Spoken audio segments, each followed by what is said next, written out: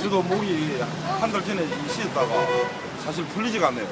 목소리가 워낙 커서 조용히 하라는 잔소리를 평소 소녀로부터 많이 들었는데 더 불구하고 목소리가 지금 커야 할 때 크지 않는 문제점이 있습니다.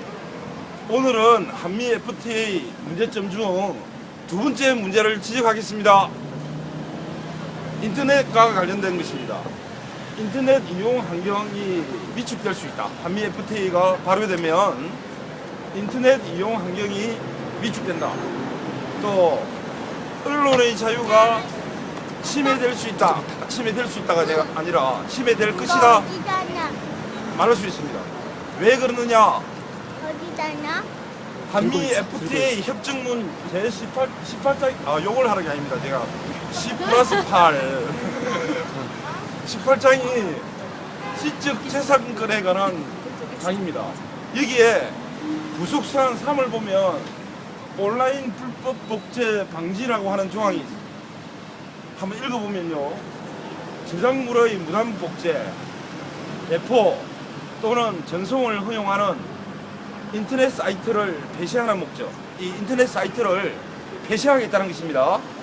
뭐 하면 저작물을 무단으로 복제하거나 배포하거나 전송하면 무조건 그 사이트를 폐쇄할 수 있다.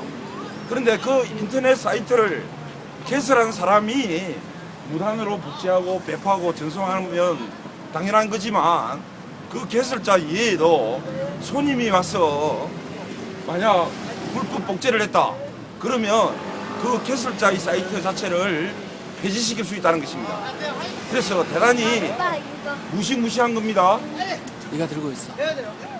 온라인 저작권 침해를 행하는 기술적인 수단의 영향에 대하여 주기적으로 한미 양국이 평가하고 이를 줄이기 위하여 적극적으로 노력하는 목적에 대해서 나이스 심판.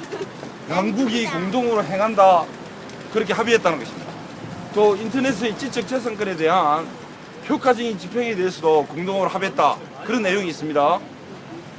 그리고 특히 지금 여기서 중요한 것이 온라인 상에서 일어나는 행위입니다. 아저씨, 예. FT 나도 알고 있거든. 파이팅! 말 많이 하면은 하신 분이가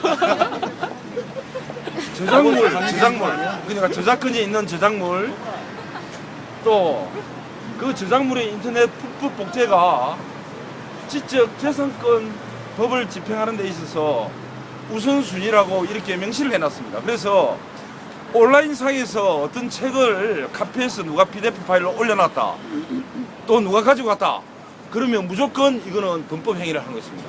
그리고 그 해당 사이트는 무조건 폐쇄되는 것입니다.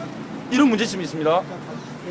그런데 자, 우리가 한미 FTA가 이런 인터넷에 대한 규제 또는 정부가 자기 마음에 들지 않으면 소위 불법 복제 내지는 배포 전송이 비일비재하게 일어난다는 것입니다. 예를 들면 한국에 있는 사람이 미국에 있는 모 사이트를 만약에 인터넷 서핑했다, 검색했다, 복사도 안 했다, 검색하고 나면 그 검색 내용이 컴퓨터의 CPU 속에 흔적으로서 조금 찌꺼기가 남게 마련이라는 겁니다. 그러면 그 컴퓨터가 사실 무조건 어떤 컴퓨터이든 간에 불법 행위를 할 수밖에 없다는 것입니다. 그럼 그 핑계로 해서 그 어떤 컴퓨터 간에 몰수 내지는 압수할 수 있다고 또 해석을 하는 분이 계십니다. 그래서 인터넷에 대해서 검열을 강화하게 되는 일이 벌어지는 것이다. 한미 FTA를 통해서 합법적으로 정부가 자기 마음에 들지 않는 어떤 단체나 개인에 대해서 검열을 행하고 그 사이트를 폐지시킬 수 있는 합법